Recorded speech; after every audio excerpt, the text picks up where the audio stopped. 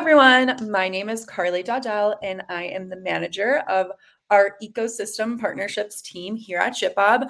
I am joined by the lovely Haley Cook, who is the senior manager at Tinuiti. A little bit about Tinuiti. Tinuiti became the first US independent agency to earn TikTok's campaign management badge within the TikTok marketing partner program.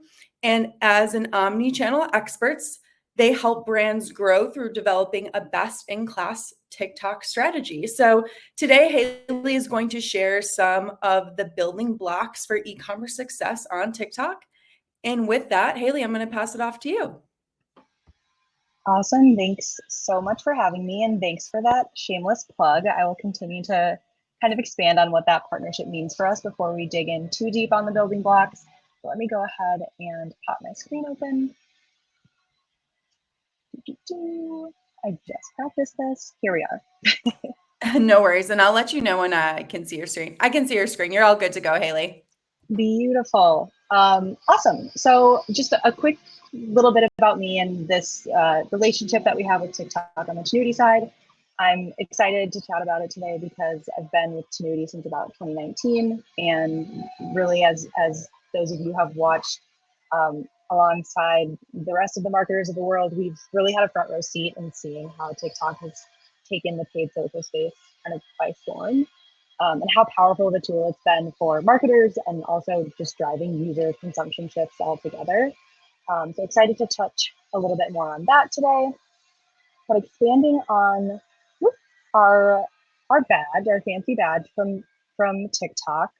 As a TikTok marketing partner and self-crowned favorite child, I like to say, of TikTok's, we were the first independent agency to be badged by TikTok, which means our staff and clients are early and often getting elevated support and access to all of the awesome products and services that they're developing.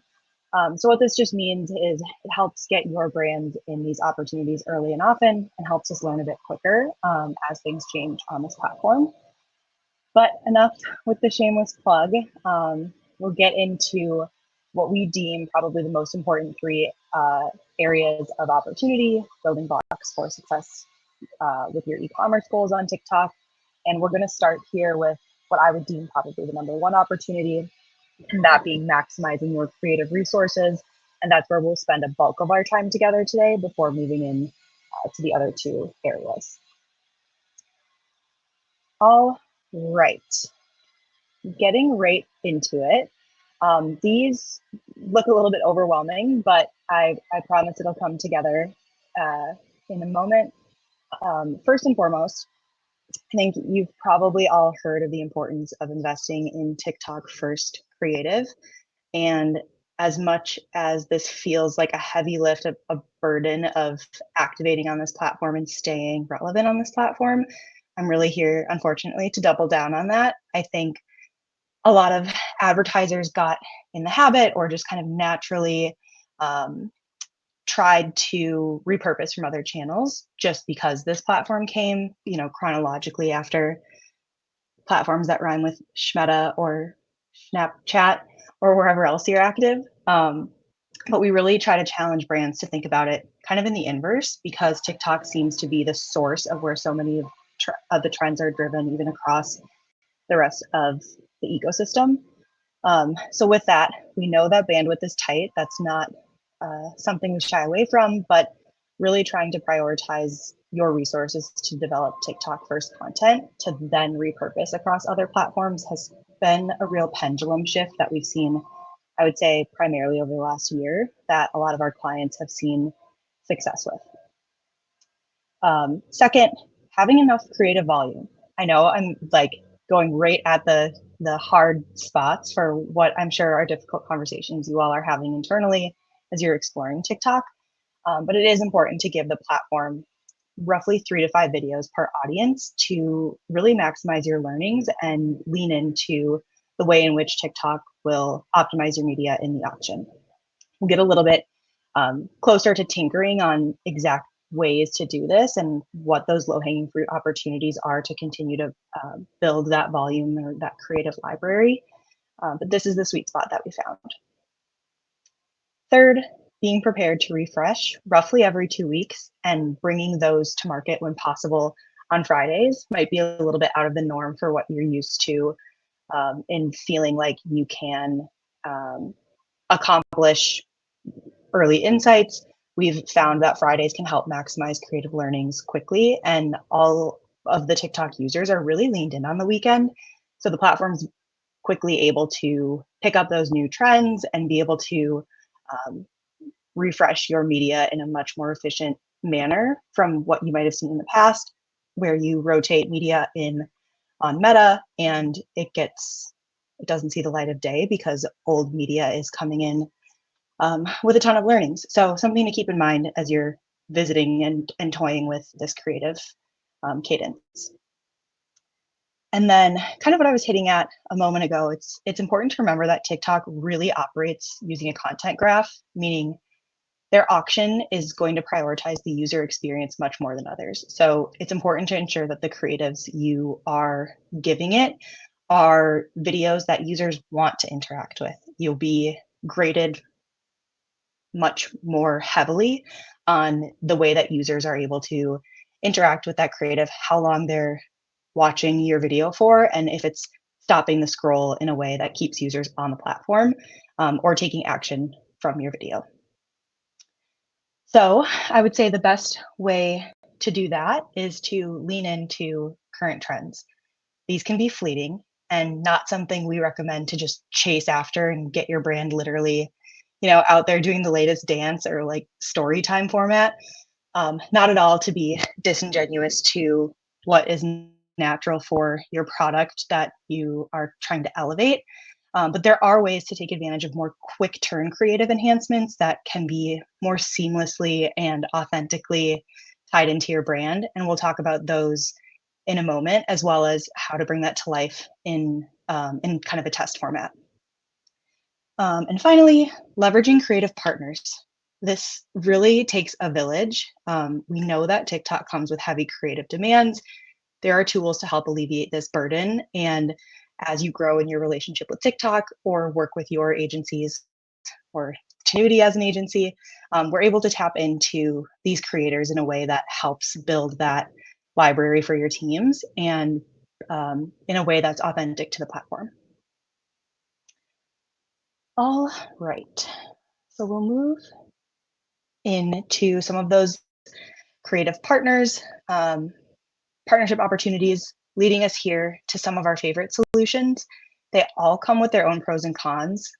These are here for you really to evaluate more closely with your creative needs and your budgets, but I'll quickly give kind of my 2 cents on them. There's a funny thing at TikTok where they love an acronym, and those acronyms always start out with a TT. So they all sound very similar. But starting here left to right, TTCX or TikTok Creative Exchange is a benefit that you're able to access by spending just 35K in media dollars against the creative that's developed through this program. So TikTok has partnerships with these creators that help source in what can be a good fit for your brand. The pros here being that this is a pretty low lift. TikTok manages most of this. Your agency partnership can also lend a hand here and produce for you what are finished assets that you can repurpose wherever else you deem appropriate. Um, I would say the con here is that you're not getting that creator to post organically, which might not even be your goal. The creator could be someone like me who has like 100 likes on TikTok and is just posting mostly for their family and friends, but they're somebody who can create and be authentic for your brand.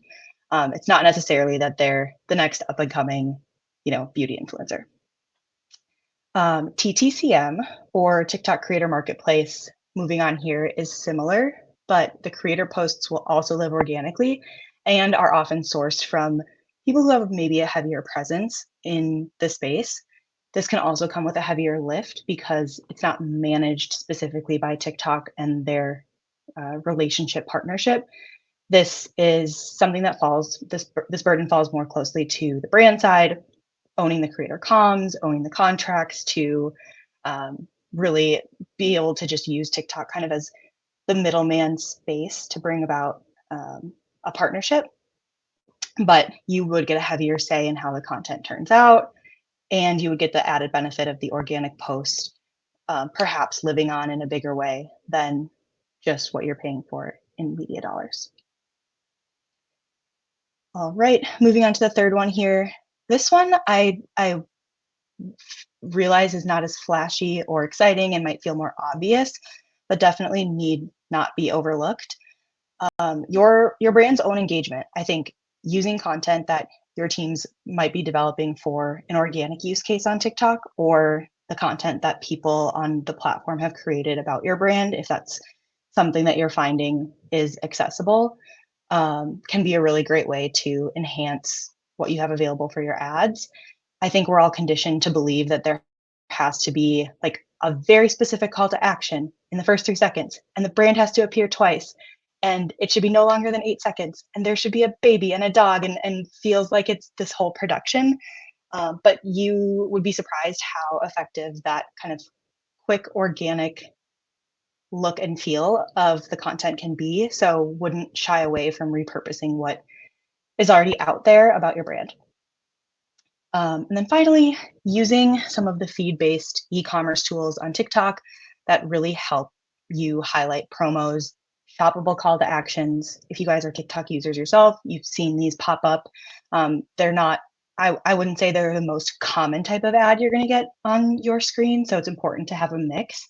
But I would think about these as a way to kind of remix, if you will, the videos that you do develop. So if you have a really strong video that perhaps has had a shelf life of a month and you would really just love to expand it, you have an upcoming promo, slap the promo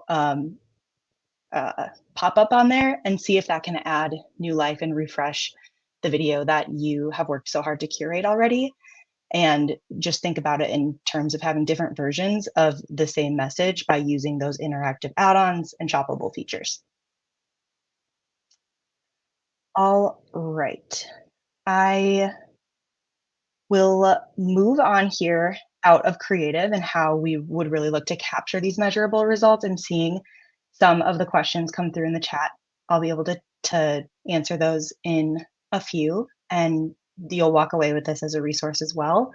But I think what is perhaps the next most important building block is making sure that if you're investing the time and energy into all of these creative opportunities, that you're able to capture and measure exactly what you want out of that. Um, it can be a challenging way to flip on its head the way that you approach media planning. But the best way that I can sum up our POV here is being comfortable that you don't know what you don't know. So your teams might be highly familiar with putting together campaign structures on other platforms, really with confidence in knowing exactly what metrics they're looking out for, what objective it is that's important to the business that works on that platform, and knowing who they want to reach with that message. But I would say what's important early in your TikTok activation is being open to learning more. So rather than over prescribing and over optimizing audiences at launch with those assets that you just worked so hard to curate, there might be behavioral differences for the way that those audiences engage on TikTok that you want to be able to capture and kind of let the data tell you how to proceed. That can be a challenging piece of control to let go of, but you'd be surprised how often it kind of feels good to be proven wrong about some of these assumptions, and can uncover opportunities in your structure to iterate on. You don't want to miss out on those measurable insights. So definitely take this into consideration when designing those media plans. One more shameless plug for you all from Tinuiti. I think that's another benefit to keep in mind is we help support your team in uncovering these insights by taking it a step beyond what you would see in platform, or what we see maybe last touch, or however else you're measuring your media, by leveraging whatever might make most sense to glean insights from how TikTok is supporting your business. Maybe in this case, like a correlation analysis to derive impact on other digital channels, your organic traffic, what have you. We know it's not been the easiest path as privacy changes have happened in the social space this year. And this is one of the ways that we're able to do that for TikTok. And finally, our last building block, making sure we're able to translate those insights to actual sales, right? Like you're probably listening to me say this and be like, yeah, it's cool if you get to learn maybe that this particular template, helps you reach more males in your audience than you thought you could. So you're not going to exclude them from your audiences. But what do we do with that? Does reach actually correlate to sales? Are we able to make this scalable? Is my boss gonna give a rip about this, right? So let's talk a little bit about a couple of case studies we've provided here, and definitely feel free to reach out if there are other examples you're looking for.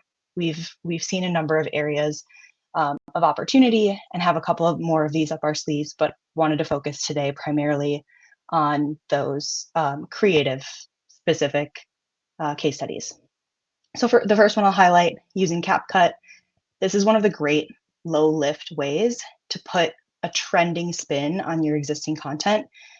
This is an app that your creative teams can use to in some ways incorporate what might not feel like an obvious tie into your brand, but it's a way to put a spin on your existing content and has shown in our cases to drive lower cost per order, higher ROAS, and higher CVR than content without a CapCut template.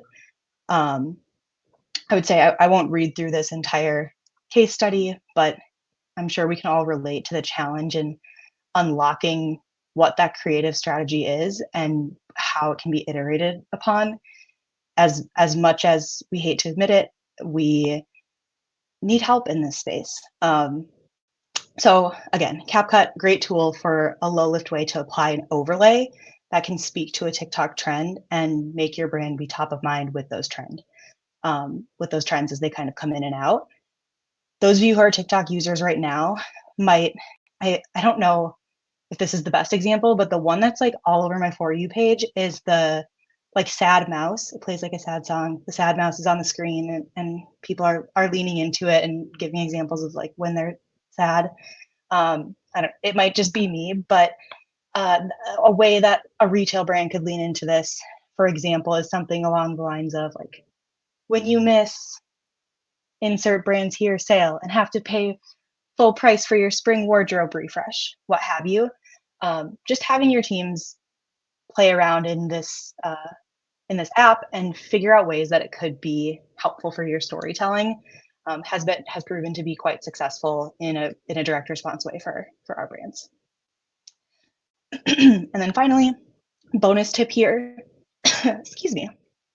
When these assets were repurposed then to be used elsewhere on those platforms that rhyme with Meta, we were actually able to replicate those performance improvements because of how TikTok trends don't stop beyond the walls of TikTok. One second. Gosh, I know how to breathe. It's fine. And lastly, oh wow, one sec.